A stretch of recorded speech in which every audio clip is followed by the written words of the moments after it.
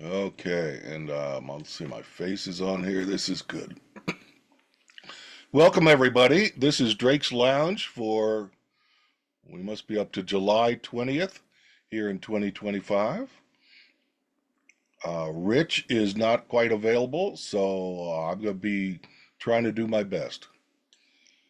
We will help the folks who are up late at night and work with them first, and then work our way pretty alphabetically down through the participants list just to give you a clue when your time might come up. We're interested in all kinds of things that you're doing.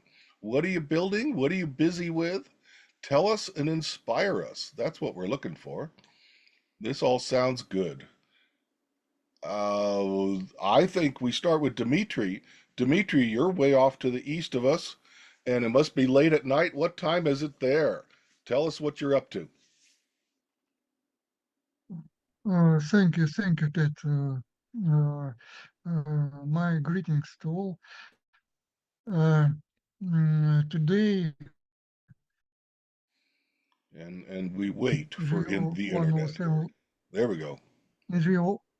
Okay, okay. Do you hear me? Uh, Now we hear you again. There was a break. Go ahead. Start again. okay, okay. Just a moment. I will talk today about a summary of observations of pulsating maser in G107 locations. Observations almost all half of year from beginning of this year. Uh, uh, this is placentic methods. I am will call it shortly as J G107. This measure seen in methanol, water, and some weaker lines in hydroxyl. uh, Measured and averaged period of pulses uh, about about 1 month, 34 days. Observations started in this February until and the results and uh, June and until June this year. Uh, this is measures from um, young intermediate mass young stellar object. Possible source is binary systems, but uh, this is not well known. Periodicity and other features are still not well explained for this measure. Uh, uh, this is time plot of this measures in several frequencies, including water, 22 gigahertz, methanol, 6.7 gigahertz, and hydroxyl in L band. Most sharp peaks in methanol. And you can see water measures from these locations and methanol measures from these locations appear in opposite phases. Uh, Spikes, very sharp spikes in um, 6.7 gigahertz, according Japanese data from IMET IMET base. Unfortunately, the last date from this base is about January this year. Very sharp peaks, and there um, 6.7 gigahertz very sensitive if we have some mistakes in um, defining expected dates of peaks. Uh, some data about um, uh, velocities of peaks in several frequencies. Uh, uh, velocities concentrate about minus 10 kilometer per second. Most bright in water, up to 600 Yansky, less bright in methanol, 150 Yansky, and weak lines in hydroxyl, about 1-2 Yansky. 6.7 instrumentation, 2.4 meter dish. 57 Yansky is minimal detectable peak flux density for this instrument. With integrations about 2 hours. And results, successful observations in this March, 3 days of observations. Unfortunately, not unfortunately, but well, 12 March, but accurate calculations give that maximum was in 10-11 March, and behavior of uh, observations result give maximum in 11 March, somewhat lesser peak in 12 March, and nothing observed in 13 March. This correspond to detections. And pulse fall is about 2-3 days, and this correspond to Japanese data. Next successful observations is April. April here the peak date is calculated is calculated accurate with accuracy. For 14 April, as you can see, maximum peak about 100 Yansky. Uh, uh, 13 and 15 March detected levels is under minimum peak flux density. So this is also correspond to G107 detection. Not detected this measuring water line to 22 gigahertz, according to reports from Wolfgang and Eduard. uh, from Astropeer dish 10 meters, not detected in 22 June, uh, possibly because of some irregular periodicity. As you can see from IMET data, some irregular periodicity with big falling of these measures less than my minimal peak flux density is there possible. So this June can be in this fallings. May peak of this year is missed due to antenna repairing. The gear is of antenna is changed for better directing accuracy. But my observations was missed this year. Also interesting about hydroxyl peaks. I am trying to estimate possibility of using green bank 20-meter dish, very weak lines in hydroxyl 1 to Yansky. Unfortunately, it requires at least 13 minutes of integrations and observation time. such observations are very credits very credits consuming, and 30 minutes observations costs about about 1,800 credits. This is even more than today reminder of credits at Skynet, our Skynet account in Skynet account in Skynet.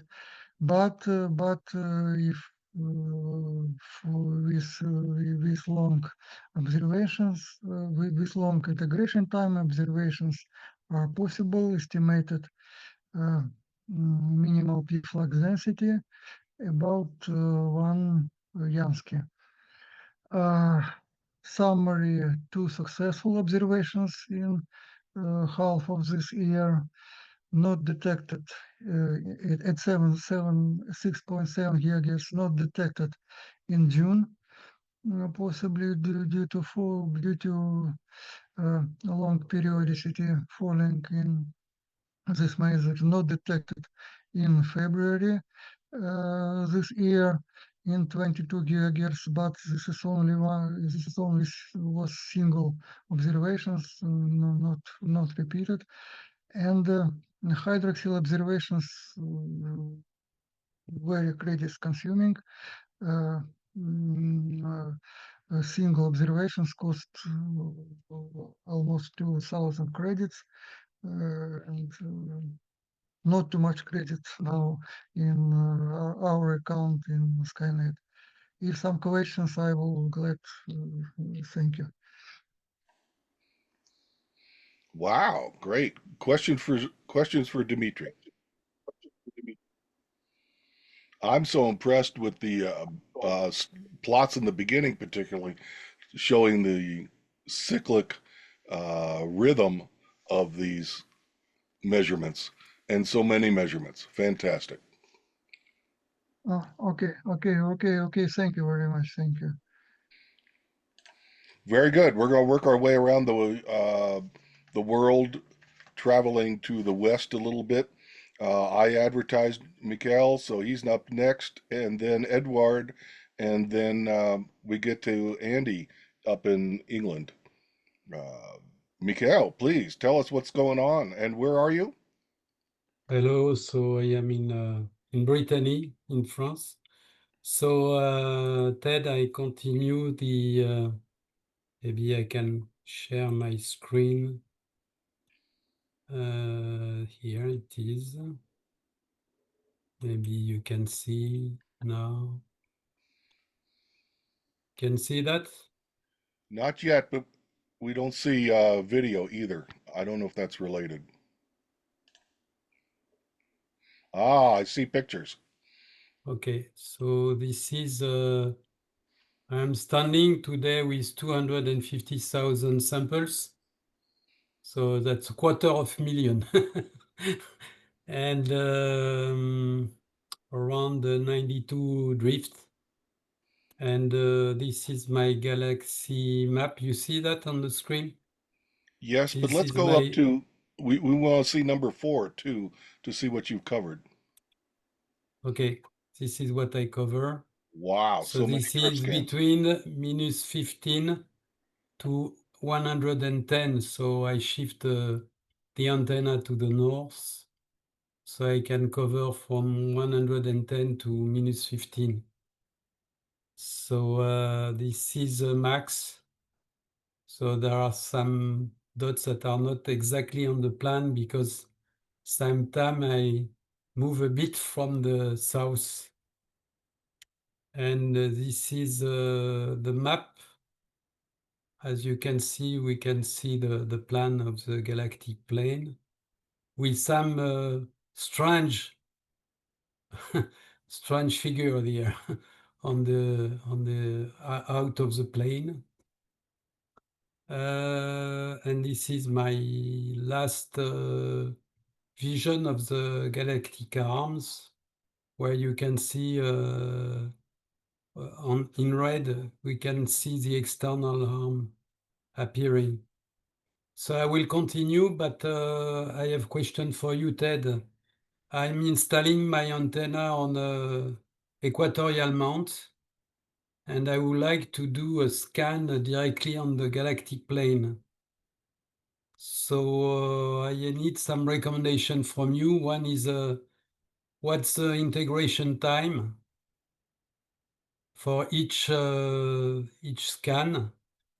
And do you have accessible algorithm to calculate from the galactic longitude the era and deck, so I can plan my equatorial mount to scan the galactic plane? Do you have that? I guess somebody must have the calculation. I was not able to find a way to calculate, to scan all the galactic plane and to get the era and deck. Hello. There we go. Great Yeah. work so far with so many samples. That's tremendous. I see galactic arms in there. How large is your antenna first? It's a 1.2 meter, it's a Wi-Fi array antenna. Magnificent. So much with an antenna that size. Uh, So let me work on your questions first, and then I have a question for you too. Uh, yeah, the how long should you be at each sampling point as you walk yes, along the galactic plane? I didn't yes. know either. I did it at 15 minutes a time, and I did it for every degree, 0 through 90, and then some more. Yeah, it takes a long time. Um, beware. I had a computer that I could program it and then go do something else and hang around just in case the big winds came up. Uh, Mm, that program is called MIT. I'm sorry. Yes, MIT Haystack SRT. I was using the old version that ran on Ubuntu Linux, and that worked mm, well for me. There's a way to program into it a pattern of events, and then you come back later. So I had it work mm. on every 15 minutes for each degree of the galactic plane as best I could. But that's asking a lot. Uh, I happened to have the motors that were compatible with that software, so I knew how to control it. You're now asking if I wanted to look at a particular place on the galactic plane, how do I calculate the azimuth and elevation? That's what that program did for me. We should come up with a program in Ezra that is an easy conversion for that so that you can set it. Now, if you could have a optical telescope mount that could track something across the sky on a changing the right ascension and keeping the same declination just as the Earth rotates. That would work well also, but we also have to come up with the conversion for you from galactic plane to right ascension positions. In fact, I have, you may know, I have a Skywatcher mount, so I can use it, and keep declination and change and plan to rotate around the angular, the array. So So good. I You can can do it. track now apparently with the Earth's rotation. Yes, So now yes, we just have to come up with where you start and let it begin. yeah, I don't have a conversion available. I would think it's on the web someplace. Otherwise, we should whip one up in Ezra. okay, okay. I'll talk And to you. I'll talk to you unless someone comes up with one yeah, here. I'll talk to you by okay, email. okay. Thank you, thank you. Night. Just a last point, Ted. I did try the AirSpy Mini with the version you sent me on the Easy Array Call. and it didn't work really. I didn't get to make it work. So I don't know if you have made any change since then, so I can try again. I haven't been working on that lately. What we're talking about, wouldn't it be great if the collection program for Ezra Easy Call could talk to other hardware other than the RTL SDR simple receivers? There is a way through SOAPy drivers that we're doing some experiments to support other SDRs, much like the AirSpies. The AirSpy Mini is probably the most popular, so I've heard that someone got it to work. I don't have a Mini, so I can't test it myself. Let's talk by email and try to get your Mini to work as well. I have not upgraded the software much recently. Okay, thank you very much. But That's all let's for go me. back. Let's go back if we can to. I think it was. I guess number 4, with Mm. all the drift scans across. You're using Ant B maximum. I'm surprised by that as opposed to Ant B the average. Mm. Can you click on the 4 slide? Yeah. I don't see it. There we go. Now we're coming. We see the small version of it. Well, there's the average. That's good. Yes, that's the average. Yeah. But number 5, I guess maybe we can Number stop. 5, I did number 5. I took the max. The max shows All the right. dots Okay. were aligned, where the average there are some dots that are not really at the right plane. Very good. That's showing the local maximums Yeah. where we should see the galactic plane align. I was confused by the word max at the top. Very good. Mm. You're doing the right way, according to me, anyway. And great Okay. results. Thank you.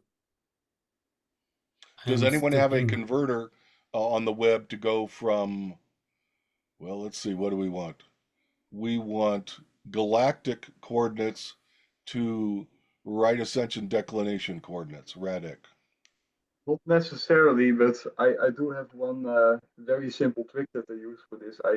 I'm using just a planetarium program, so I'm just using Sky Safari, and there you can set the visibility of the galactic plane, and then I just can just see like at which like galactic longitude latitude corresponds to which right ascension declination. Not really like a calculator, but it's close close enough. Okay, it's like it's you use Stellarium, Eduard?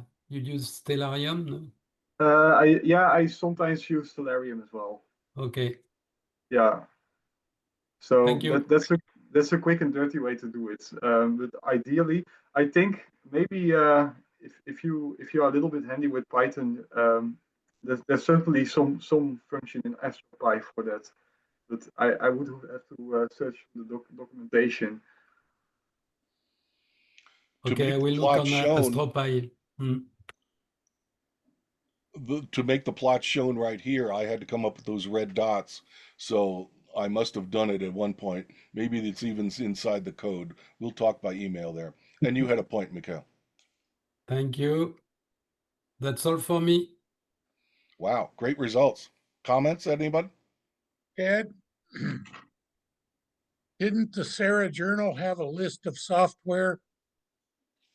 The last one? It's so hard to keep up. So that's an option as well. There's a section Yeah, for software now.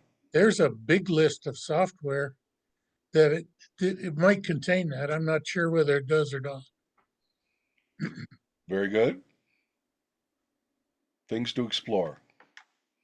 Thank you very much. Now we're working around the globe a little bit more to the west. Eduard, where are you now? Sorry, Ted. Oh, please first. It's Mark. Can I ask Michelle a question? Of course. Mark first. Yeah. So Michelle, you're having much more success than I am. Thank you. I'm just trying to map the Milky Way like you. I'm just wondering, are you in a very rural environment? Do you have Yes, little because noise? yeah, because most of my scan I live in Paris suburb, but I connect to Brittany for the summer. But most of the scan has been made in Paris environment, and I have the Orly airport not very far, so it's rather noisy. Yes, but it's true that it changed from days to others. Some days it's more noise. One thing I didn't mention, but Ted, we spoke about it, is that in summer I get that the sun is in line with the antenna at some with the galactic plane, so I cannot get any signal in the day, and I have only the bumps in the night. So you have to be very careful that sometime if the sun is aligned with the galactic plane, you will not get any signal. That's always a problem with timing. Yep. They even have the same problem with TV satellites with the sun behind them at points. Very good. We were moving on to Eduard. Where are you now, Thank please? you. Sorry there, Ted, before you move on, Oh, Andrew can now. I perhaps use this as a chance to ask a question myself? Please do. So I don't really have an answer to this, but I know there's been various discussions about this in the past, and of my 3 hydrogen line setups, I've got them all going at different amounts of this, from the standard 31,000 to much longer. This is the integration time. What is the best integration time? I mean, the reason I say that is that there was an argument put forward. I mean, I as you know, I mean, my biggest number of samples that I've produced is 500,000 so far on one of my maps. It just takes an awful long time to process that sort of numbers, and you end up having to have other strategies, such as the one that you have, where you analyze the data every day, and then process together the sort of intermediate files at a later stage, which works definitely. The other option is to buy a small PC. I have a little mini PC which dedicated to the purpose, which can be left on for several days processing. But if you increase the integration time, so one of mine, I've got it up to 240,000 samples integration time per data point that's produced, then you have a much smaller data file, and that produces for me 1 data point about every 4 minutes. And the argument that I heard was that, well, the 1 meter size dish, 1 point every 4 minutes was pretty much the maximum. To use an optical astronomy analogy, was the diffraction limited level, and that you couldn't get any more resolution. So I just wonder whether this was a chance for us perhaps to for anybody who knows what they're talking about to make some comments on this, and perhaps see whether there is an answer to that question or not. You won't get much resolution beyond about a 10th or a 15th of your bandwidth, your beam width. So that's a good number to work with. And so that drives for a large number, a long time per sample. Yeah, and that's in the 3, 4, 5 minute range. Excellent. And I agree entirely. My concern is reality. I always get radio frequency interference, RFI noise. And if my samples are smaller, then I could combine them later. But I also have the opportunity to remove the bad ones. It's much like optical imaging in astronomy, where you can throw away the bad images and combine only the good ones. So it all works out, and probably is related to how quiet your antenna environment is. It's an ongoing discussion.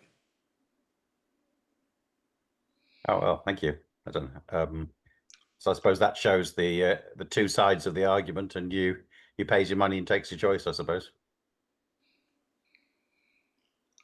Yeah, the files are certainly smaller with a longer time between samples, or for each sample. That's why I process them day by day. They don't have to be done the night before or anything like that. You can process them later. That's the way I set up the Ezra anyway. And Ezra will combine the samples together later. So many different ways to do it. This is good. That means we have options. Let me try again now. Eduard, where are you and what are you up to? Hello, hello. So, can you hear me? We do. Okay. Yeah, so I am actually in the Netherlands. So I am about 1,000 kilometers to the northeast of where Mikhail is located right now. I do have a few slides, so let me share my screen. Let me see. Let's give it a try. Can you just take over? Yeah, I will Yeah, try. there it goes. Yeah, Okay. there we go. That was a fun experiment. So now we are in presenter mode. So yeah, just to note one thing on the integration time discussion. So yeah, in the end, I just settled on a standard 1 minute integration time. So that's a pretty decent trade-off between like the amount of data versus like having flexibility to toss out bad recordings. Usually, I'm also recording like for multiple hours and then adding like many of these 1 minute integrations together. Okay, so with that out of the way, so yeah, I have a few things to show. Some updates on the Mini Maser telescope, in particular, just some observation results. So yeah, I've been doing observations of water masers for about 3 years now with this 1 meter dish, which I call the Mini Maser telescope for obvious reasons. So for those of you who are not super familiar or who are new to the group here, so water masers or masers in general are essentially the microwave equivalents of lasers. So they emit strong microwaves at a very particular frequency. And water masers are just a specific class of masers that also occur naturally in gas clouds in outer space. And yeah, they emit at the spectral line of water at 22.235 gigahertz, and that is what we can observe actually. And the interesting thing is that some of these water masers really are among the brightest radio sources in the entire sky. So some of them can be surprisingly easily detected if you have the right equipment. So yeah, last month or this month actually, I've been re-observing some sources that I've been observing on and off for some time. So I'm doing monthly observations still on the brightest source, Westroute 49. And yeah, I'm also have re-observed some other sources that I observe a little bit less frequently. So Westroute 3, Westroute 51, and 75. Yeah, there's not really much new going on there. So there are some changes in the spectrum, but there are no big flares or anything particularly exciting at the moment. So I'll save this data for another time. I do, however, have some interesting data on a source that I haven't observed before, which is called OH 43.8 minus 0.1, or in short, just OH43. That's how I will refer to it in this presentation from now on.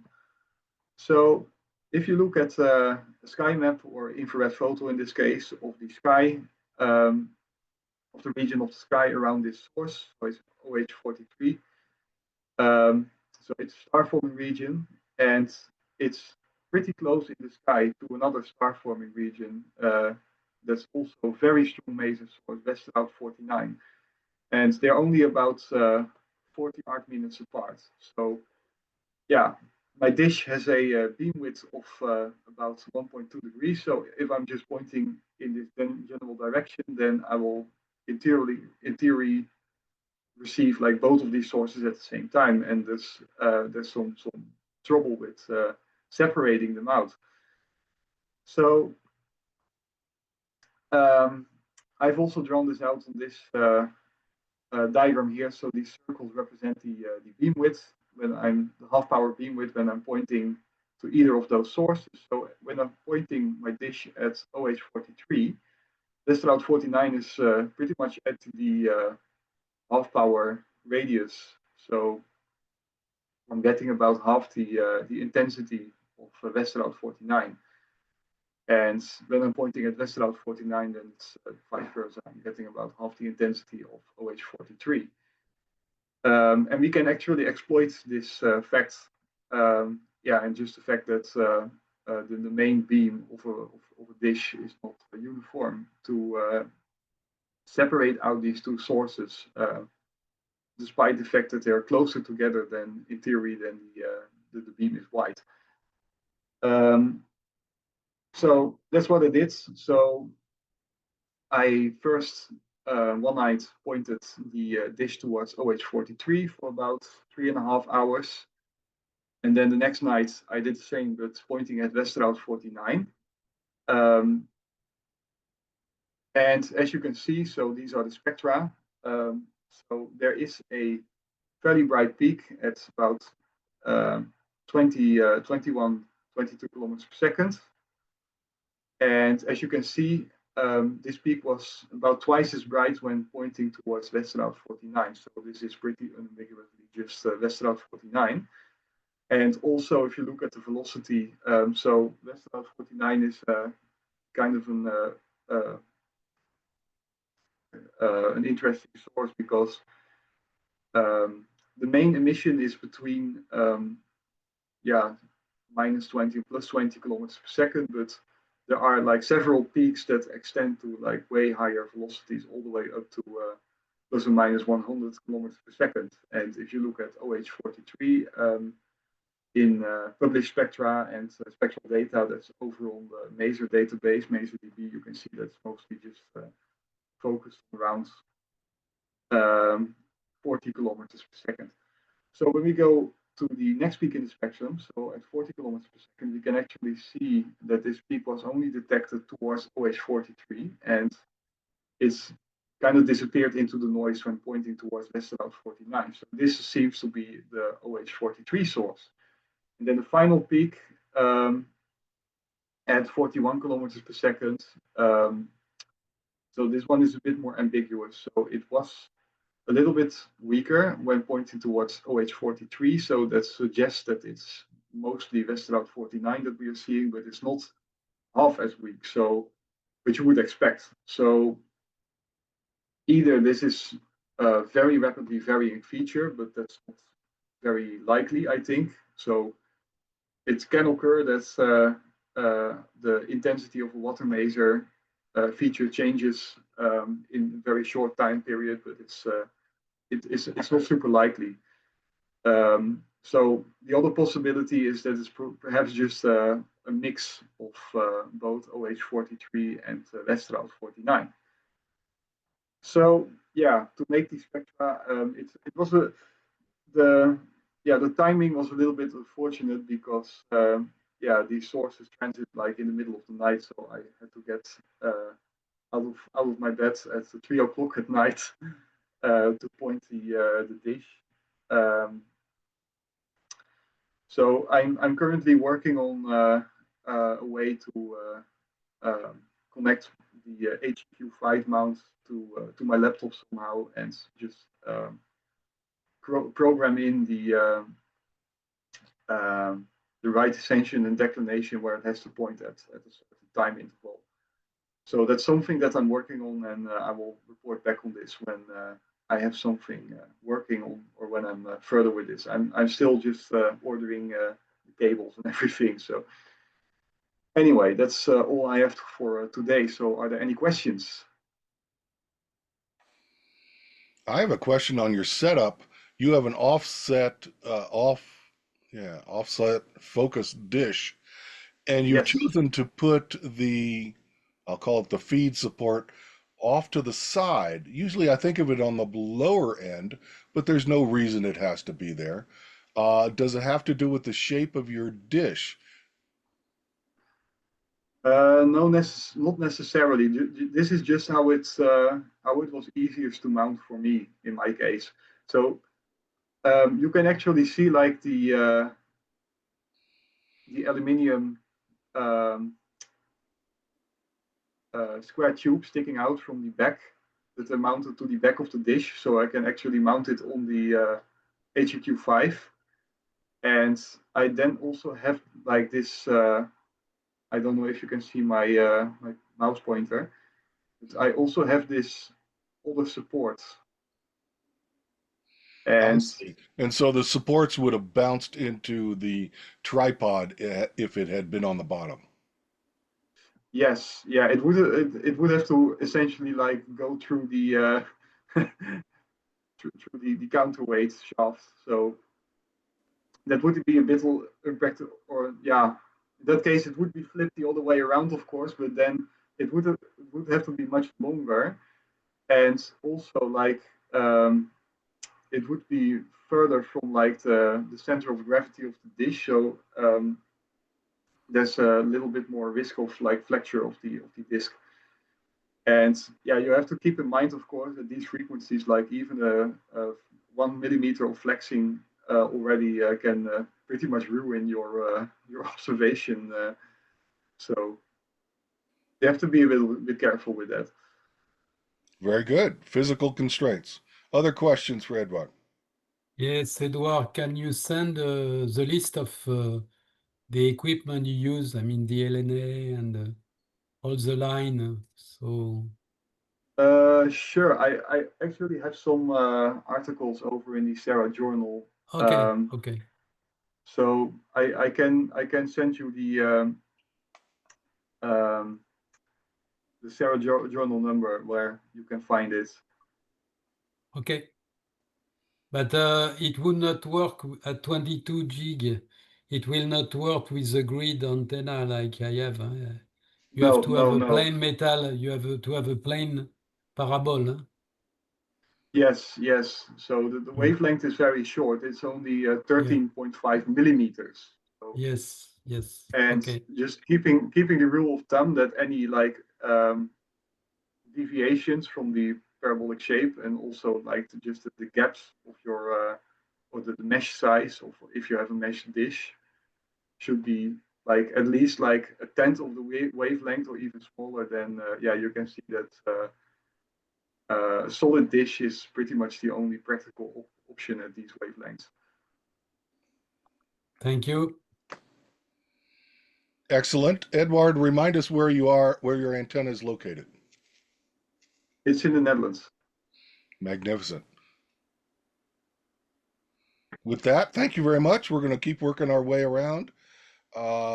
Andrew, I think is the furthest east from me in the UK. Andrew, you can take over, and you can even push the share out of the way. Okay, thank you. So let me just share something. Where's the share button gone? So my screen.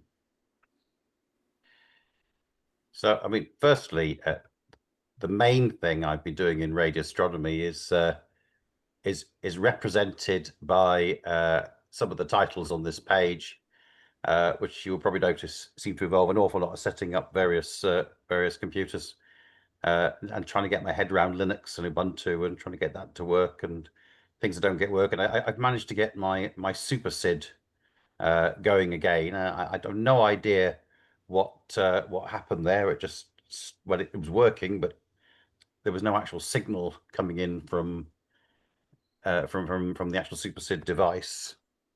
If I log onto it now, hopefully, fingers crossed, it will be showing something. So for those who don't know, SuperSID is a receiver for detecting sudden ionospheric disturbances. These are my various telescopes and computers. I know it's a bit over the top, maybe. Okay, so I've resorted to going back to Windows 10 on the SuperSID, as I can get now, the software. hang on, Andy. We're looking at your web page. Really? To That's set dual interesting. tuner mode. Oh, okay. Hang on. Stop the share and reshare. With the right page. Good. Just so now it's refusing to connect, so I can't show you that. Okay, I was hoping to. There's something else on there I'll show you.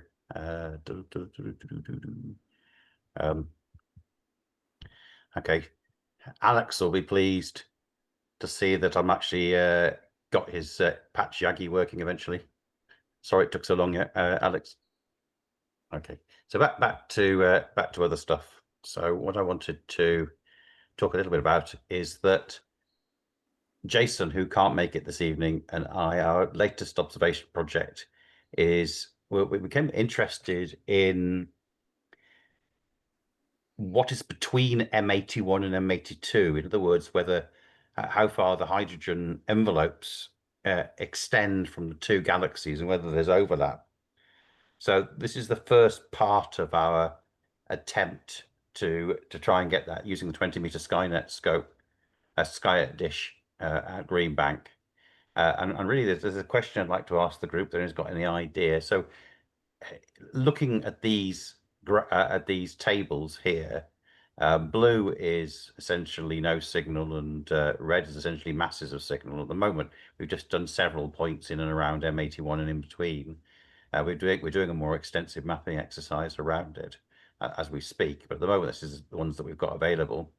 And you've got down here at the top velocity of the hydrogen, and at the bottom you've got the amplitude of the signal. So, but the question that has come to us is that although it looks like between the two galaxies that there's hydrogen, we're just concerned that this may be simply to do with the beam width of the actual dish itself.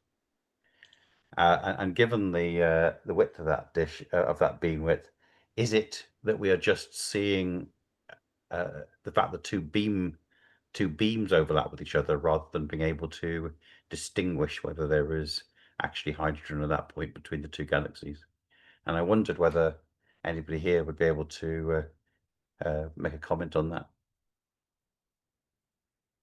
I'll just try and find out what the beam width is of the 20-meter Skynet dish. Afraid we can't help you. I think it's 0.6 of a degree.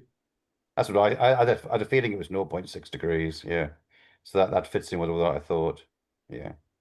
Okay, so given that amount, would you say, Alex, that we might just be seeing overlap with the beam width from the two galaxies if we took the two centers, where it says M81 and M82 on the left-hand side? Those are the centers of the two galaxies. Well, you realize they are, I forget the number, I was just looking it up, significantly further, one is significantly further away than the other. I mean, they're not adjacent to each other. They're not even close. That's what I was looking up. You realize they're not in the same distance plane. Oh, right, okay, okay. Hold on, let me bring up Stellarium. I did this, I was doing this as you were talking. Let me see. M81 is well,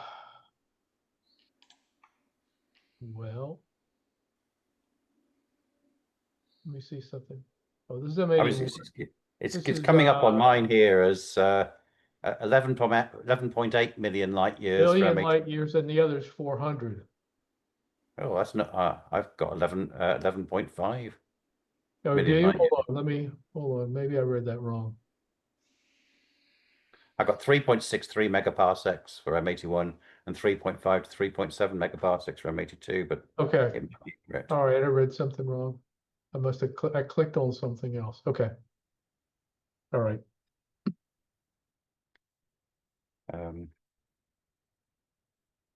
Anyway, where we're going from here is we're doing a broader mapping exercise rather than just one single line between the two galaxies, which might help to elucidate this or not, and certainly help us to give a nice map. But it does perhaps beg the question as well, the same beam width question. When you're actually mapping hydrogen in these galaxies, you end up with the impression that the hydrogen extends much further than the optical galaxy, and it makes me wonder now.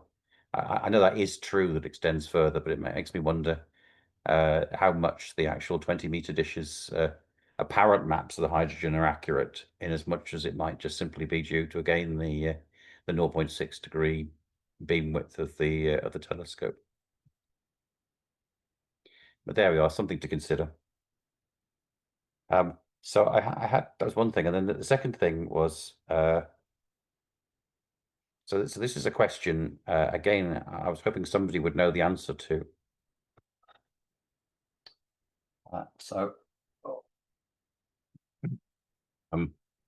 I've become the owner of one of these RSP duos, and I was hoping to give it a go to do interferometry. And I wondered if anybody knew how to do that using the software that comes from SDR Play, just the basic software with it. Or whether there was a different piece of software that would be recommended. I guess we don't know. SDR Play like to have their SDR Uno, was it? Yes. Application to run it.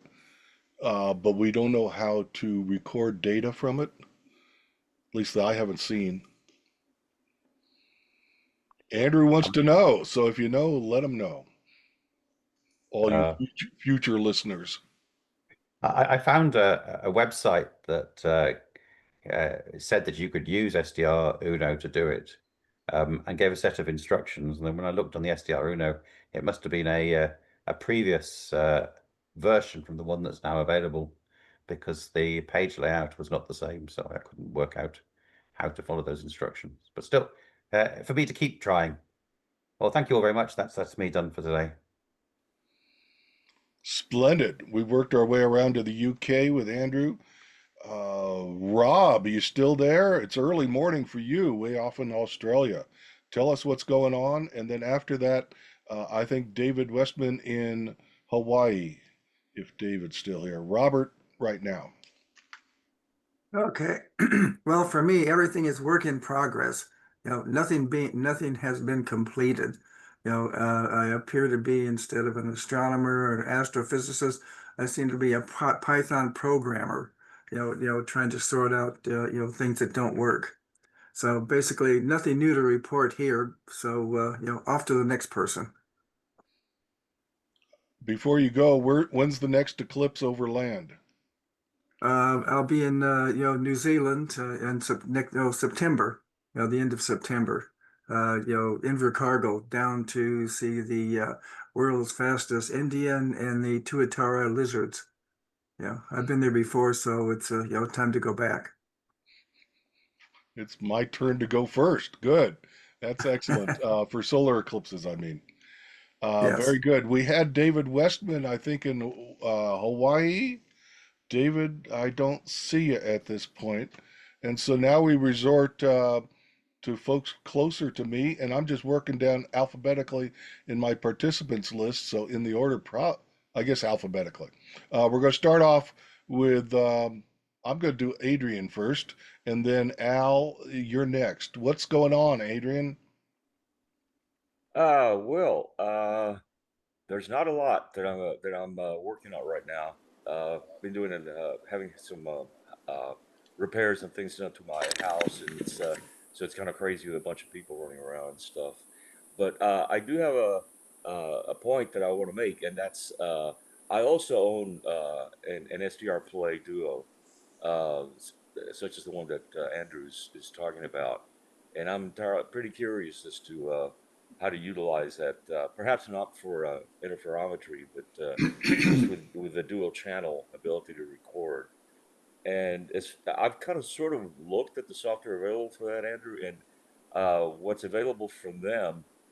There is this I believe, one software that they offer, but it's if you want to subtract, if you have two antennas and you're listening to the same frequency, like in shortwave or something, you can subtract, I believe, one of the channels from the other to, or not subtract, but to possibly even add, so that if you have fading from one channel to the other as you get in short wave, and then utilizing the two receivers with two antennas, you can sum up the signal and then reduce the fading. That doesn't answer your question as far as interferometry, I don't believe, but it is a possible way of looking at how you might be able to apply that. Is there not a way to just record each one of those channels with what is it, SDR sharp, and then utilize two different recordings to process for interferometry? Because the quality of the duo is that the two receivers are phase synchronized, which is what I believe is what you would need for interferometry. And so so the recordings of those two channels should be in phase, which would then post-processing give you perhaps the information for interferometry. So that might be the approach to do that. But I don't know of any software necessarily out there that allows you to do that. You say you found some reference from SDR Play to do interferometry with the Duo.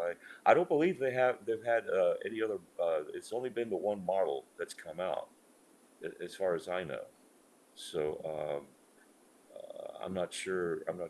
Maybe what the reference was that you mentioned in terms of any articles that might be online.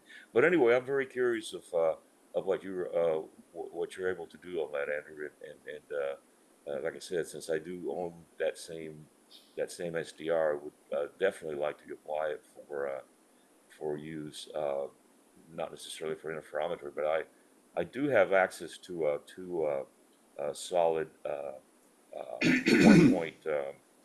1.8 meter dishes that I'd like to perhaps use on each channel for that receiver, and then whatever applications I could use either for boosting the signal that with processing from two antennas that would be synchronized, and or perhaps also for increasing, if possible, then angular resolution or something to that effect.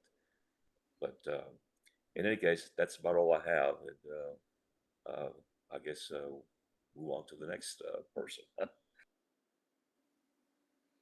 Very good. Anyone with comments? Okay, Al, I muted you, but you're back. What's Yes, I am next? back. Well, this is my first time visiting this group, so I'm kind of like finding out a lot of what's going on. I've been trying to do some radio astronomy myself. I was interested in it many years ago, and then just got back into it recently, and built a 2.4 meter dish last year, and doing the usual galactic plane stuff with it. I see a lot of people are doing a little more successfully than me. And another area that's been kind of interesting is the Lockman hole. I don't know if people know about that, but it sort of corresponds to the what we used to call the realm of the galaxies, you know, where we can look out into really non-local galactic space.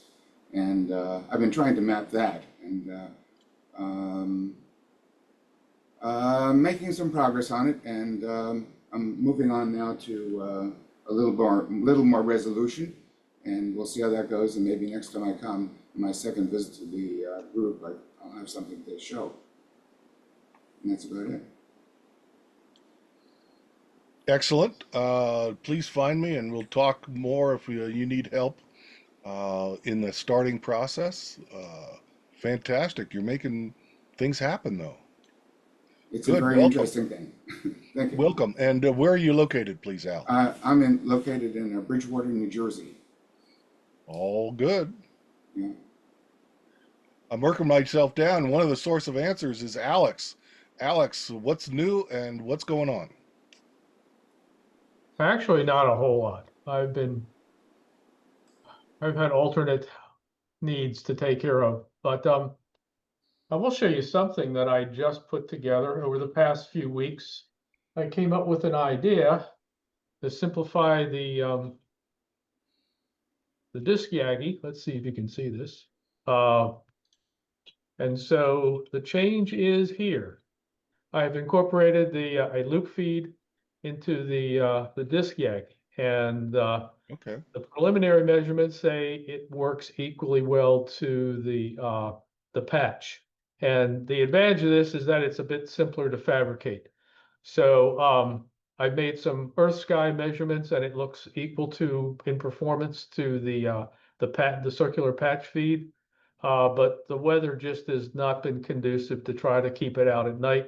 And right now, the declination, the RA of 6 hours and declination 20, the other hot spot is right in the middle of the sun. So it's going to take a couple weeks, and then I'll try to evaluate how that performs. But preliminary results are good. I will show you maybe just a quick. I guess you see it. I have no idea. We see a nice graph. Oh, yeah. I was just going to comment that this is 5-minute space samples over about 3 hours, and in a quiet area, it's a good trade-off between reducing the noise by taking a large number of samples. This is around 900,000 samples for a 5-minute sample period, and so this is spaced about 1.25 degrees, which is, you're not losing much in angular resolution, and you have a nice trade-off between resolution and nice signal smoothing. So that's that. That's the story. Keep bringing us solutions. I like the new idea with the loop, with all the directors on front of it that you've come up with. Do tell us in the chat how to find out all that information. Give us a link, because you've posted so much useful clues and hints about how to make all this happen. Well, there's nothing posted on this yet, but I will post the H-line 3D website, Perfect. I think. And such nice data. Other comments? Posted on the chat. Good. And Alex is muted, but other comments from others, folks? Great. I'm working down the participants list. After Alex, I see Alice and then Bob. Alice, what's new and where are you, please? Nothing's new. Right now I'm in a vet office in Gaithersburg, Maryland. And I haven't been really doing anything. I'm just lurking right now. One thing I've been doing is trying to finish up the SLEN program at Millersville, the space weather environment thing certificate. And I have one more class to go, which is in this fall, and I'll be done. So I don't know what I'm going to do with it, but I'm going to know all about space weather. It's been really fascinating so far with the 2 courses we had with the Dr. Stove. And that's about it. Back to you. Thank you, Alice. The Drake's Lounge is everywhere, even in Vet's office. This is good. Interesting things to explore even there. Bob, and then Brian. Yeah, I don't have a lot to report. I do want to mention that Alex has a nice thread going in the Reflector with a fellow from India that published a paper, and the guy's paper is pretty nice for telling how he went about astronomy, and it looks like the discussion that Alex is having with him is getting a little deeper and more technical about pointing and things. So that's a very impressive paper those guys put together. It really is. It has a lot of good detail in it, especially for somebody that's getting started. So that's all I have. Thank you, Bob. I'll put a link in for the forum, an email exchange place we all hang out at. I said Bob, and now Bruce, please. Okay, is everybody hearing me okay? We hear you nicely. We see your picture. Okay, good enough. I have been doing a little bit of just paperwork related stuff. I was looking at the Jupiter calibration thing, noise source a while back. And maybe a year ago, I put an article in the journal about trying to make a noise source work, and worked a lot better, but still not as good as I like. But anyway, Jupiter calibration, I call that kind of a rabbit hole of noise problems or something. Need about 100 megakelvin of noise, or in that area, to be equivalent to sky noise for calibrating things. And looking back, Richard Flagg had done some work using an HP 461 amplifier, which has about 40 dB of gain, and just amplifying the input termination, and that was getting a usable noise source. Well, 461 is a kind of an obsolete thing. You can't go, you might find one here and there on eBay, but they're not easily available.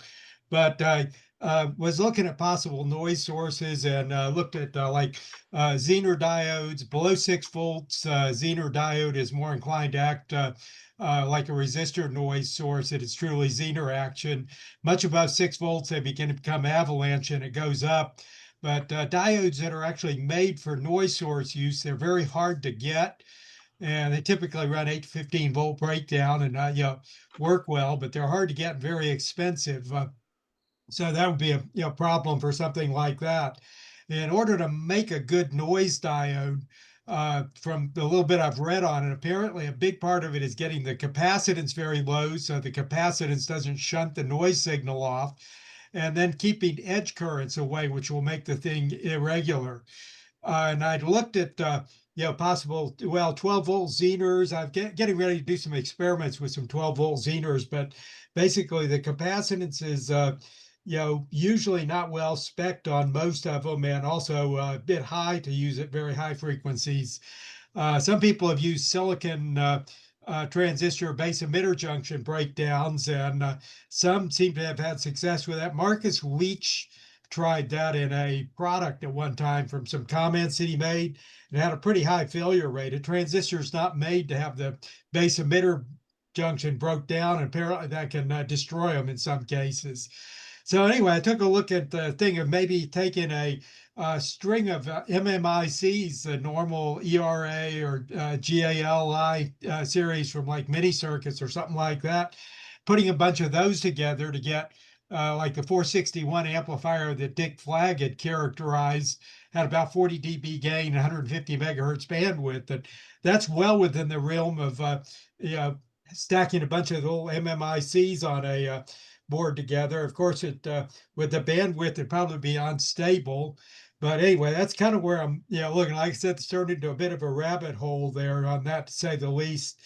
So I'm still looking at possibilities on that and getting ready to start doing some actual lab experiments there. So then I'll have something to report for the journal. Good or bad, I'll report whatever happens. But anyway, the MMICs, one of the advantages of using those noise source with an input terminating resistor is that their gain is set by feedback resistors, which have their normal thermal noise, and the transistors in them themselves are very quiet. So that says their noise is going to be fairly consistent. So I'm looking at that. Another possibility that I looked at there was possibly taking just a single MMIC with a terminator at 1420 megahertz, and you get something with let's say 12 dB gain or so, and a terminating resistor. You can get something in the area of 18,000 Kelvin, which with a 30 dB coupler could give you an 18 degree Kelvin calibration. So that's another possible use of the MMIC and the resistor. Now, I think the advantage of those is I think they're going to be a lot more predictable than anything else an amateur can buy. And I guess that's enough of my chatter there. I'm hoping some other people have some comments, good or bad, on how do you generate noise? And it's a rabbit hole like Alice in Wonderland. Let's see what other comments we have. I mean, I bought a $15 one off of Amazon. I mean, what bandwidth are you talking about? Okay, for the use with the Jupiter stuff, you need something that's maybe to 30 megahertz, and I was looking at solar, so I'd probably want to go to more like 80 megahertz.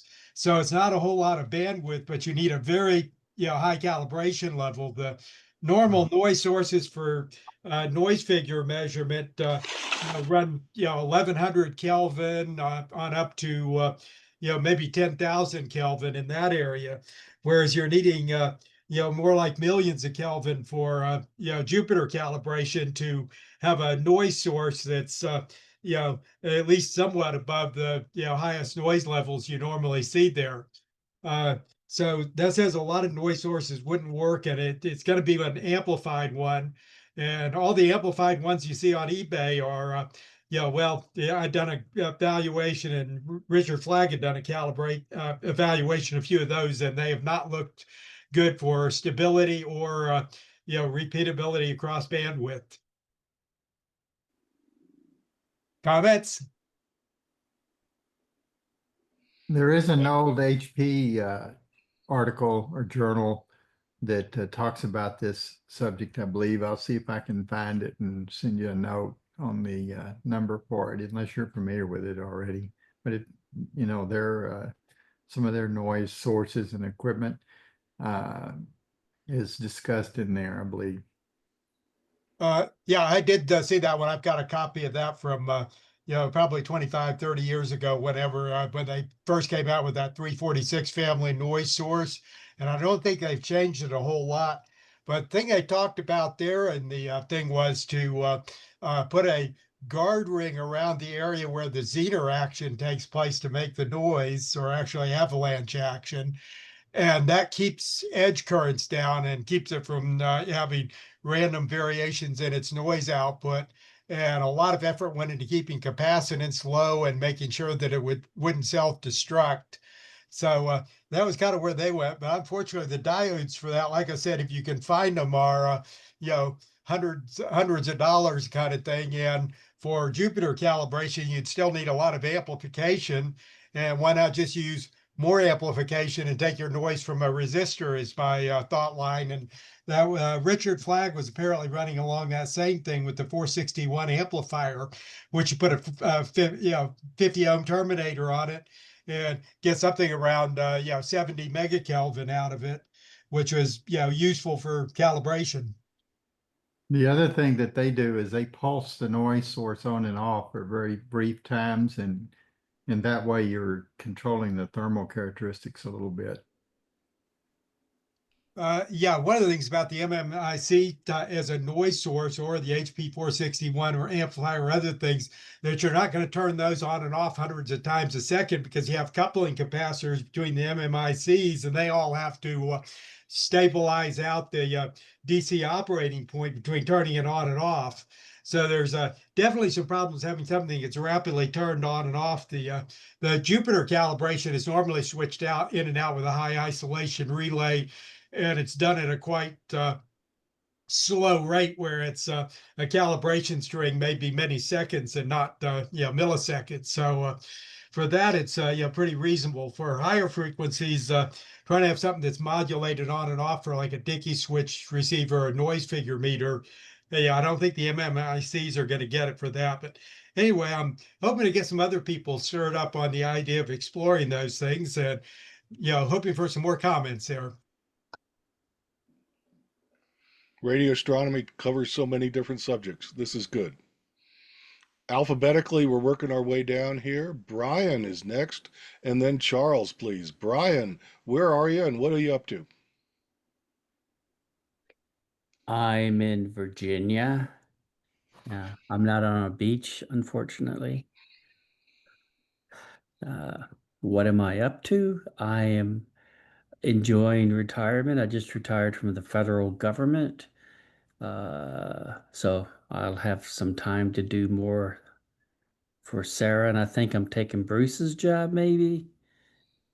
Am I, Bruce? I think that's right, because I pulled my name out of the hat for secretary last time. Oh, that's okay. I don't mind. And I was the former treasurer, but that was just a bit too much for me. And then I had some family things I had to deal with, and then I had to retire.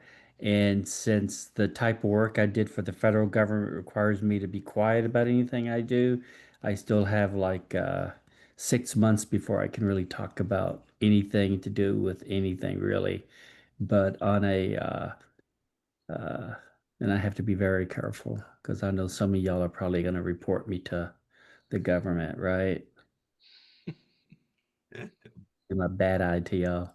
And my thing I really want to do is, I have been collecting those dish antennas, and I plan on putting them in a kind of in a line and just combine the signal. I'm not going to do any interferometry stuff for obvious reasons. I don't really feel like getting the equipment or the deal with the frustrations of trying stuff on a home system.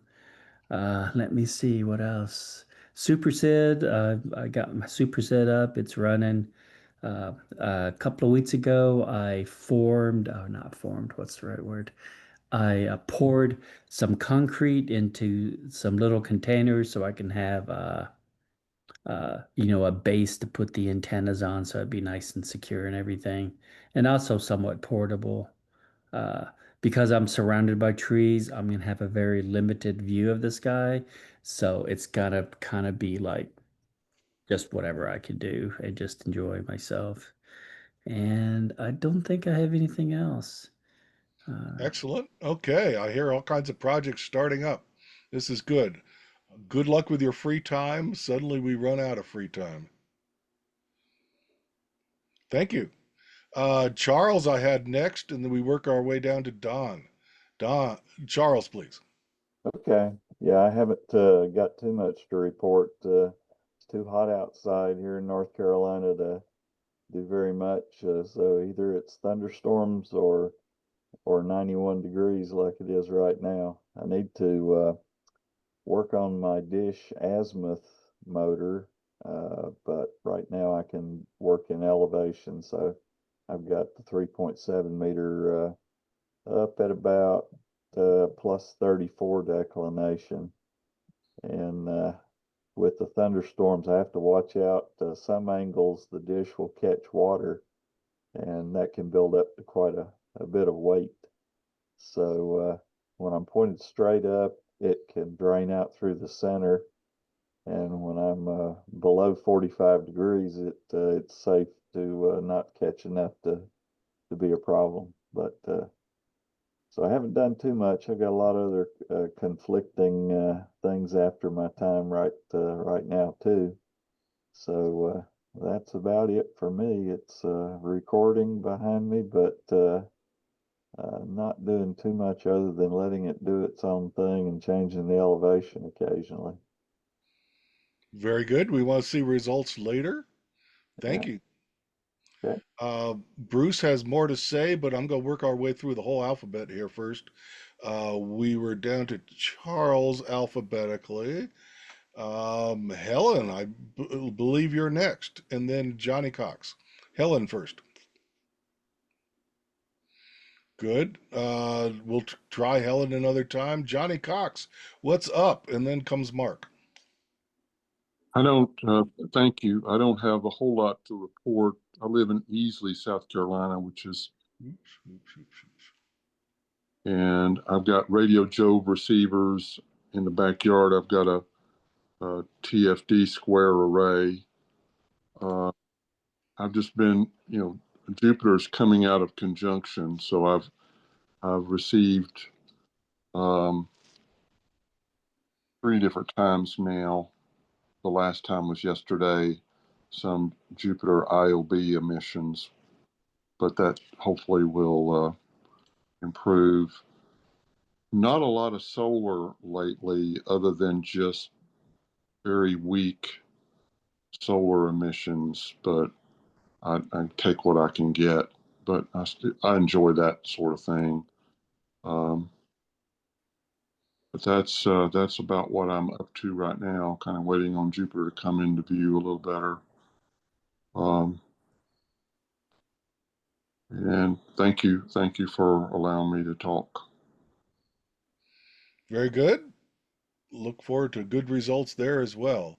I was talking, I want to go back to Bruce Root. You have a presentation, Bruce. Tell us about what you got. Okay, yeah, thank you very much. Let me see. It's a bit of a presentation on the software that I'm doing. If I can share this with you, if you can see my screen here.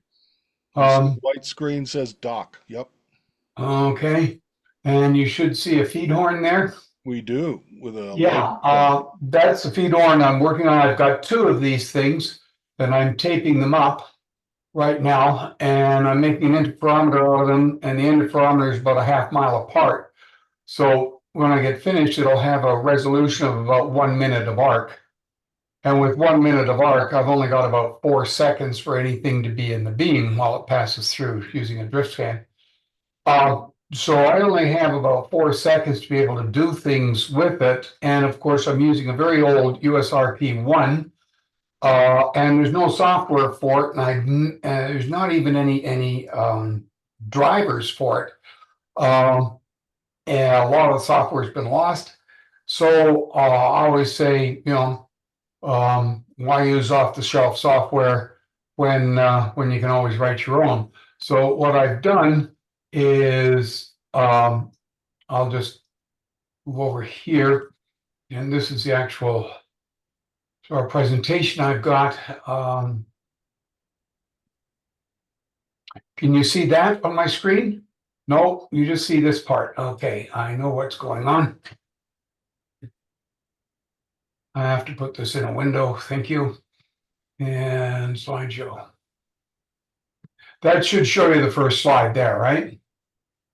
So basically what we've got coming down the line is like radio waves are a bundle of mess of stuff, all different frequencies and so forth, all within this bundle that's happening to us. So it's highly fluctuating electrical and magnetic fields that are superimposed upon each other, and they induce currents, magnetic fields, and so forth within the antenna.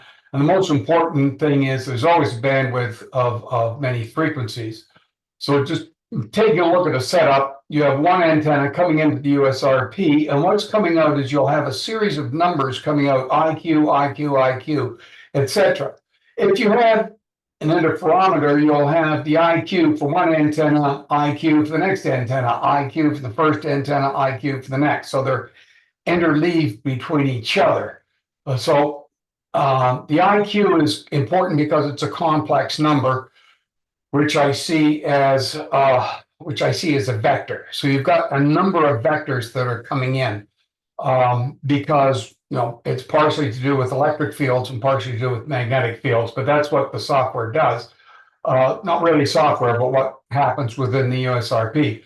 If you've got like the dongles that you're using and stuff like that, one of the things that Andrew has, if you've got two inputs going into it, they're both combining the same thing. This is what you'll be getting coming out of it, is a stream of numbers, IQ, IQ, IQ, IQ. The I is a sample and the Q is a sample. And I have to run about 3 million samples a second, which are coming in. So that's how fast this is coming in. And so there we have this stream. Those are the numbers you're going to be getting. As I say, with one antenna, it'll be all the same thing that's coming in, or from the same antenna, IQ, IQ. I is the real part, Q is the imaginary part, which makes a vector. So the first one will be from the first antenna, second one from the second antenna, first one from the first antenna, and so forth as we go. They're all interleaved. And so this is what the vector looks like. The I part is the magnitude of the real part. Q is the magnitude of the imaginary part. So really we're looking at Z equals basically E to the I theta. Theta is your phase angle. And this all comes in bundles, no particular order. They're all just coming in as a complete and total mess. Is the best way, I think, to look at it. And hopefully that's okay. You can still see this. So if we're getting a stream of these things coming in, this would be, so I put this back in the window, this would be, let's say Z1 would be over here, Z2 up here, Z3 over here somewhere, all in different, like it's a complete mess with stuff coming in. And what we need to do is take this complete mess and turn it into something that makes sense. If you're doing a power spectrum, you just take the square, of course, the magnitude of each of the vectors and then just add them up.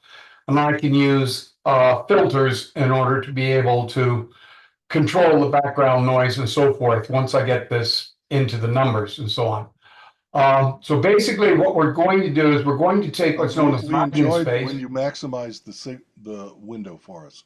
I'm sorry, what was that? maximize the window again for us. That Okay, thank you. Is that better? That's much better. Thank you. Okay, I'm sorry. Okay, so I just discovered the discrete Fourier transform rather than the fast Fourier transform. Fast Fourier transform I can do, but it's the discrete Fourier transform shows what the software is actually doing. So we have this area here, which is reality, which is a total and complete mess. This is the actual transformation. We're going into something called an eigenspace. Eigen means quasi in German, I believe. And but I'm going to use a different interpretation. I'm saying an eigenspace is a space we make up. An eigenvector is a vector we make up, and an eigenvalue is a value that we make up. So I'm going to make up these nice orderly eigenvectors that are going to be, let's say, x1, x2, x3, x4, all the way around, so they're neatly spaced with each other. Then what I do is I take the way this transformation works. You can see that little n over big N. Little n is the number of the IQ that's come in. Big N is how many you're doing in the block. I didn't explain the block. The block, I'm taking 1024 samples in a block. And then from the 1024 samples, I have to interleave them together because you take each one and you use the complex conjugate of one vector with the vector and the second vector, you take the complex conjugate and you mix them together. I think we're doing the cross product between them.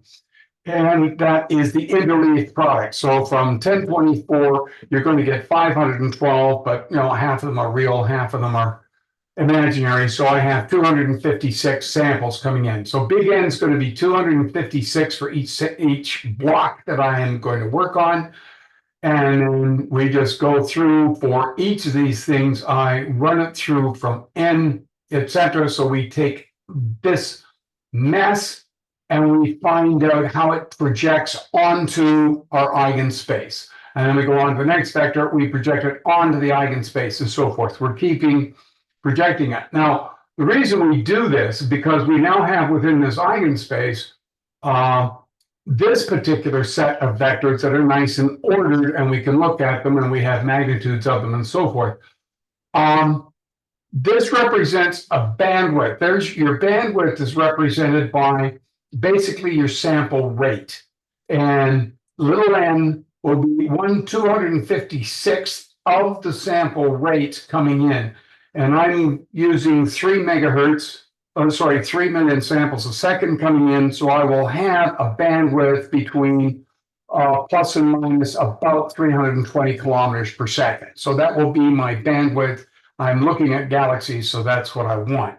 One of the things I can do is every 2 seconds, for example, I do an RMS type of filter. Basically, I add up all the power and I take the RMS over a 2-second span for all the data. And then I take an RMS for each frequency, which is a way of filtering it. I can put different filters on this mathematically as I'm bringing it forward.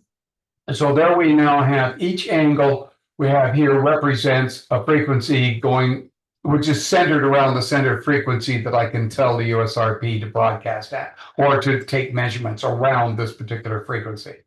And anyway, that gives us our samples here. This is within the eigenspace, and that's really what I'm working on. So finding free n is the number of samples, the sampling rate. So your center frequency, I'm using 1420 for example. Now delta F, the frequency resolution, happens to be your sample rate divided by the number of samples. For me, it's 1024. And okay, this basically gives you your frequency range. That's just the formula for each frequency, how much you get on each frequency. And this frequency range goes from the minimum, which is R over your central frequency, F sub C is the central frequency. And basically, yeah, that's giving me 320 kilometers per second either way. The amplitude, which is known as your power spectrum, you just find the square root of all the reals plus all of you square the reals, square the imaginaries, add them together, put them together. And I'm just doing an RMS. So the root mean squared over 2 seconds worth of data that comes in, and then on we go to the next one, and we keep going that way. And I have to write software to actually drive the software. So I got a little bit of software that I found that if I tell it, go with this frequency and record, for this length of time and at this sample rate and give it this much gain, and that's all I've got. It just spits it out, and then I'm making pipes in Ubuntu or Linux. I just make Linux pipes, so I can write software in C that'll keep up to it. And I've got a big old cluster that can do a fast Fourier transform extremely quickly, so I can have this thing going like in real time while it's scanning across the sky. First thing I'm going to do is take an entire scan across the sky at a particular declination and so forth. Other things I do is I have in Python, if I have my location, my exact location, Python can then convert it from computer time or solar time into my I'm sorry, I've forgotten my local right ascension and declination. I can get that from it using that, but I can do that later. Basically, I'm just recording as fast as I can with solar time or computer time. Just put it in, and then I'll convert it back into right ascension declination later. But I just loaded at a declination. I'm just going to let the sky pass and just see what happens, see what I end up with. I think that's pretty much it. Oh, comparing an SDR to USRP1, the SDR, you're getting 8-bit unsigned IQ streams coming in. What I'm getting is I've got float 32 complex that are coming in. Bytes per sample, 8 bytes. You've got 2 bytes for the SDR. My block size, I'm using 1024 samples for the USRP. For the SDR, you've got 8192 samples that are coming in. So it tells you it's the same number of bytes. The bandwidth here, I can have up to about 8 megahertz bandwidth. For the SDR, about 2.4 megahertz is your bandwidth. So real-time reliability, it depends. You can get bottlenecks here with the SDR. And if the FPGA is happy, and I got no idea if it is or if it isn't, then it should be reasonably high reliability. I've found out with just raw noise with no antenna attached to it and so forth, it can keep up quite well. And I'm not dropping any data while the data stream is coming in. Okay, thank you. If there's any questions, I'm happy to answer them. Hey, I'm sorry, someone else was talking. Thank you, Bruce. That was a great review and a nice comparison showing even higher performance is available. Excellent. We're eager to see what you come up with. Okay, thank you. Now then, we had Helen is alphabetically coming down the list. Johnny Cox, yes, of course. Mawin is Mark, and then Preston. Mark, tell us what's going on. Right. Hi, everyone. Can you hear me? We hear you nicely. Yeah. Well, I've been struggling again with the hydrogen observation. I did a second run on the 9th and 10th of July. I'll just quickly share a document. Share that screen. Can you see my screen now? Not yet.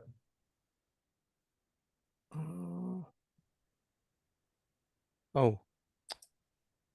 Not yet. You get to share and then you get to pick a window. Ah, here it begins. Yeah, okay. All right, let's start again. So the same setup as before, except now I mounted my antenna on a pole. In this picture, you can see I'm very constrained regarding space. I've got a garage on the right, a greenhouse on the left, trees ahead, and behind me there's a house. So I've actually raised it as high as I can go without causing problems with neighbors. And it's pointing about 45 degrees declination and and southeast. Again, I've got my sawbird as close to the antenna as possible. I did discuss with what's his name? That guy in Oregon a couple of weeks ago, Mike Kaba. He, on my first picture, he couldn't see H1 written on the sawbird, but it is H1. He thought perhaps I had the wrong LNA. So then I got those results, pumped them through Ezra. Oh, what I wanted to say, this was over about 31 hours. I did have this reference parameter switched on with the easy call command. So there's 3,980 samples, 33980 samples and 3980 reference samples. And I ended up with these results, and Ted kindly helped me to crunch these numbers. And I think, okay, Ted thinks the results were a little bit encouraging. I was very disappointed because all I can see is this faint streak, which I understand is evidence of galactic hydrogen. On the next slide, I just want to show. Yeah, so this is what I'm really concerned about. Out of 30, I don't know if you can see this properly, 31.3 hours of observations. I've only got about 6 and 3, 9 hours of data. All the rest is noise. So this brings me on to some questions. This SDR, would I be better off using the AirSpy? Another question I've got, the noise. I checked, I used a routine called RTL test. And you can test your tuner with different sample rates, and it will show you the number of bytes lost.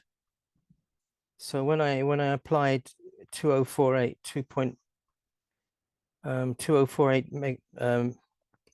million samples per second, you always get some bytes lost, and it gives you a ppm value at the end.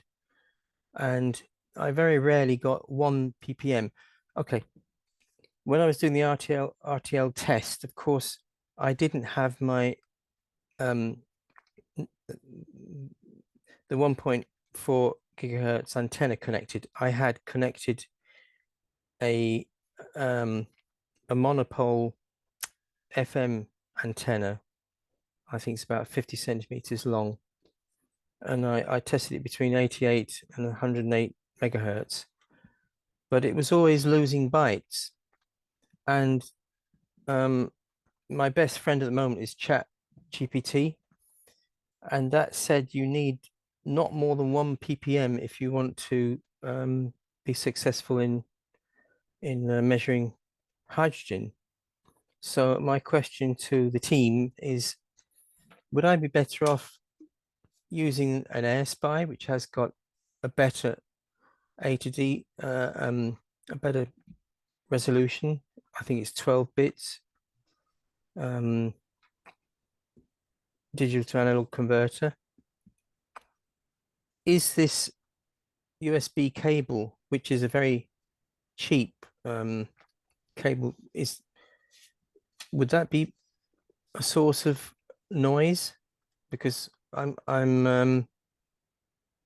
past the LNA, so surely I'm safe, even with a not very good cable. But is it worth to invest in the AirSpy? Let's address some of those questions as you go along here. It's all this we're noise. collecting a bunch of them. I don't think I'm, look at my environment. It's really, everything's against me. I'm surrounded by telephone antennas everywhere and houses everywhere. You switch on your phone Bluetooth, you get about 10 different signals. The So AirSpy is not going to provide you any gain at this and benefit at this point. It may be your okay. environment. It's possible you have enough out of band signals that you will never be able to measure anything. Yeah. It's not just the bandwidth of the LNA. You know, it's limited to the 1420 megahertz of range. But if you get cell phone signals or anything else, it's going to saturate the front end. It's going to saturate that first transistor of the LNA, and you know what? I'm gonna say something, and the idea would be load SDR sharp, take your system out to a park where it's away from anything, and just see with some very simple software, away from all the noise, if you can get any kind of signal at all. Yeah. Okay. I Yeah, thought now about in the doing that. bottom graph on the right, the black one, there are two sections you've marked as green with a check mark. And when I processed those signals, sure enough, we saw hydrogen. That's what's shown in the top right. We see a galactic snake walking around. It just wasn't continuous throughout the whole day. I'm hoping that this is not a periodic thing having to do with some neighbor's garage light that turns on at a certain hour, and that you can collect data, but just not during a full day, and then process it to remove the bad part. On the bottom left, we can see the loud noise, bottom left plot, and we just have to ignore that noisy section. I think you have a working system. I think an AirSpy won't really help you. And carry on. You just have to collect more data than the rest of us because sometimes it's noisy. Alex? So, Alex, do you advise I take my Noelec 1 meter antenna to a kind of low, what I think would be a low noise area? No. How do I actually quantify the noise around me? Could I make a suggestion, Mayman? Go to your layout. I think it's slide 19. If I could see slide that, yeah, there it is. Okay, you see that 10 or 30 feet of the LMR 400 cable, right? Yeah. Could I suggest just disconnect that from the the SDR? From the SDR, yeah. Just disconnect it from the SDR and run it for 24 hours. To see what you get. Okay. Yeah. Just take a complete raw noise. In other words, trying to, instead of looking at no noise, take nothing but noise and see what that does. And then try it in all sorts of different speeds for your sample rates. And it may be that your ThinkPad can't keep up to it. Are you dropping data from your ThinkPad, or are you dropping data from the SDR? Good. Right. Good suggestion. Okay. Yeah. Thanks, Bruce. And the C cable, I don't think can handle it. I think you're losing a lot through that C cable. The 30 centimeters, I know it's not very far, but I would go to a better cable on even that short distance. And the other thing you might want to look at is something that might be faster than your ThinkPad to be able to keep up to it. So it's like finding out where the data is being lost. Is the data lost in your, it's not lost in the antenna. I think that LMR 400 cable will be fine. I don't think you're losing any data there. But just try it straight with nothing coming into it, different frequencies and different sample rates with nothing going into it, and seeing what the software does with absolutely nothing. Can you suggest this USB-C cable? What do I look for? Let's see, what type of cable was I looking at? Some of that thin stuff, SMA cable. I was using something that has using SMA, which is not that expensive. Now hold on, he needs a USB cable, or he could plug the dongle directly into the laptop. Okay, I'm just, that USB-C cable, I don't know if that will. Do you have a suggestion for a better cable? Do you have a standard USB Actually, you're right. I can plug it on your computer? I can plug it directly into the computer. The reason I didn't do it is because I think that sometimes loses connection. I don't know if it's because my ThinkPad is worn out. Maybe I'll just use. Oh. I've got a better computer. I can use this. Look, I what's it do called? my hydrogen line with stuff with a complete load of rubbish from the computing perspective. Mm. I think you're going to get yourself really up a gum tree if you think it's that. I just asked one more basic question. Where did you get that LMR 400 cable from? Amazon. And did it come with the connectors on it? Yes, it did. Is it next door to you in your room at the moment? The No, it's computer? down in the garage. Right. Well, first things first, go down and check you haven't got an RPSMA connector on the end of it. That's what happened to me. I bought one with a... Oh, reverse. It's definitely no, it's not reversed. I know that. Okay. Okay. Absolutely. I mean, I would start with the basics. I would. I mean, you could do what Alex said, just take it out to a park. That's the cheapest way. But if you don't want to disconnect everything, I'd buy a nano VNA and check each component and make sure everything works. As far as the next star is concerned, I'd stick some very simple aerial on the bottom of it and tune it into radio 2 or something, and just check you're getting a good signal out of it. That checks that works, and also checks I've that done you that. work. Yeah, and you're getting good signal. Yes. So Yeah, I so like you the know, idea of I just plug it in without, forget the USB cable, plug it straight into the computer and yeah, but run it without having said the that, antenna. yeah, but having said that, if you are getting if you're being able to pick up an FM radio station with it, even with your USB-C cable, that means the whole thing is working. Next question: how are you powering the LNA? Well, it's with this smart T. What's it called? Yeah. This is what Yeah. Okay. So you're doing it through the bias T. So how are you? Yeah. Are you making sure that you turn the bias T on? We don't need to. I think it's on all the time. Check. Make sure the white light is on the. Yeah, I've done that. Yeah, It's okay, on. then it runs. Absolutely. I use ThinkPads. I got a 450, 460. You're certainly within the realm of the capability. It's a very low computer capability. I have a 12, 14-year-old HP that runs Windows 7, and I've never had any issues with lost data. So I think it's a noise problem. I think it's external. A noise in the environment, you're saying. Yeah, Alex. environmental issues. Yeah, and it just appears sometimes. We're hoping that it doesn't appear all the time. Yeah, is there a regularity to the noise too? Does it happen at the same time every day? If you run it for a few days, you get the noise happening at the same time every day. That's a sure sign that it's someone's opening their garage door or something like that. But, and if he's dropping samples, I'm really not too concerned. It's just less data than optimal, but there'll be timestamps on the samples that he takes, and we move on. This was sort of midnight to about 4 or 5 in the morning, and this was something like 7 or 8 in the evening till something like 9 o'clock the next day.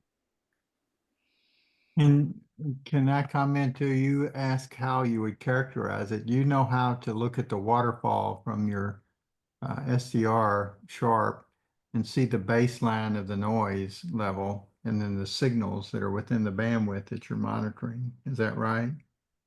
I'm very ignorant about that at the moment. I don't know much about waterfalls. We have a waterfall graph on its side on the top right. Yeah. Yeah. So that's what you do to characterize an environment. You would just look at that floor, that noise floor, and even over the 24-hour period, does it stay stable or does it change and how far up it moves? The very bottom line as it goes across the screen, and then the radio signals that pop into your device will pop up in that waterfall. So if you went to a park, you should see that bottom line drop if you were in a quiet area, which would be encouraging to you. And that brings me to another question. Would I be better off then investing in like this Raspberry Pi system, which you can operate from a battery, because I've got what I consider might be a low noise area about half a mile from me, but I can't cart this antenna and the PC there. I've got no power supply. It's a sort of group of gardens, but I can take the antenna there with some battery operated device, and I could invest in this Raspberry Pi, which I understand is. I would tell you that you could just put a wire on the end of your the device that you're receiving the signal with instead of the antenna. Just even a 1-foot wire, and look at it at your house, and then go look at it at the park and see what the difference is in the noise floor. Okay, great. Thank you, Bob. And that way you don't have to buy anything. You can just take your current devices and just see how much difference there is.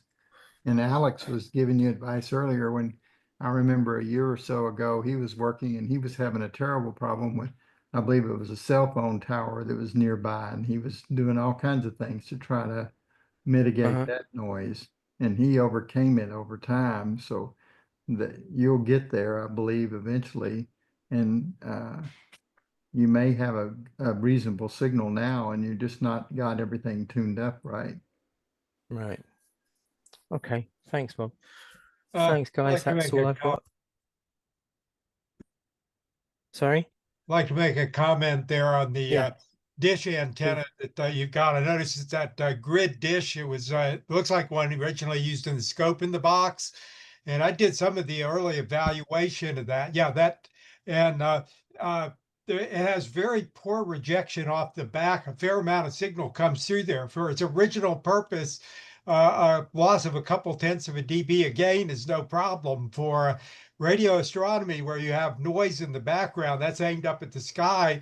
And in my case, I actually saw a big change in my background level. I thought, what the heck's going on? I looked at the curious cat, who always has to investigate what's going on, was walking around right behind the antenna. Was actually behind it, and there should be, if it was a perfect dish, you wouldn't see it there at all. And it was enough that I could see the body temperature of the cat on the thing. So my cat has been on a radio telescope for whatever that's worth. But it says that dish has very poor rejection. So if you're in a noisy environment, you're getting noise from every direction. And if the dish is working right, you can look back at some of Alex's notes from way back, put screen wire over it and measure the effect of it.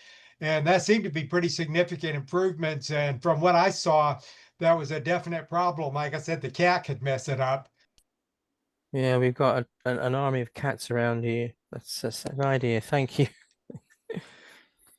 Okay, guys, that's all I've got to tell you.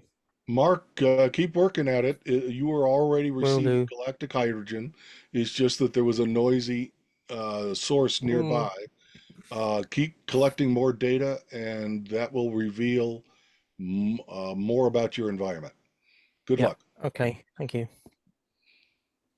You can see that we all want to be helpful, though. This is good. Yes, thank you. Cheers. Thanks. We were down to Mark. I'm sorry, I'm working my way through the alphabet. Preston, and is that the end of the list already? Good. Preston, what's up going on? Okay, I hope you can hear me this week. We hear you. Okay, good. Yeah, I've just been doing some studying of the hydrogen clouds from a textbook and reading some papers point of view, and trying to do calculations and understanding the math behind it. And right now I'm working on calculating the optical depth of the clouds at 1420.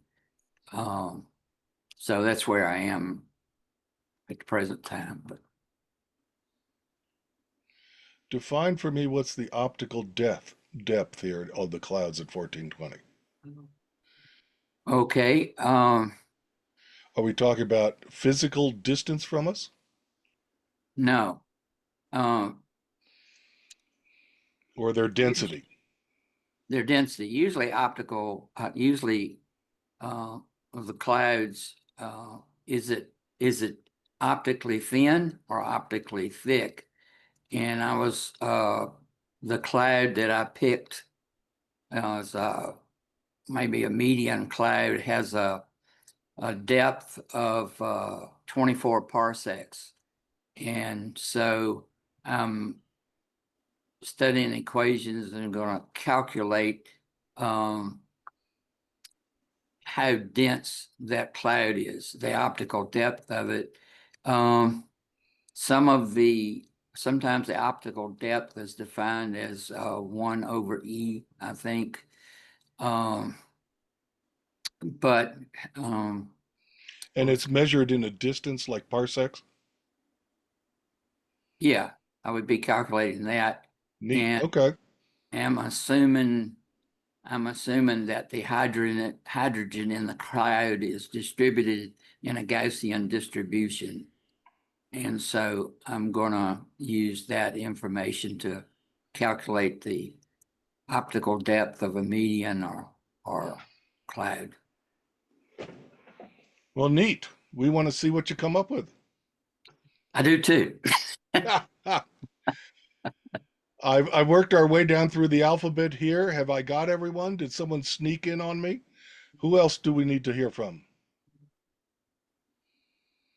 Magnificent. So much input going on. Any other comments, please? I appreciate everyone showing up with so much information. We ran just about 2 hours, which is perfect. Thanks so much for coming. If there are no other comments,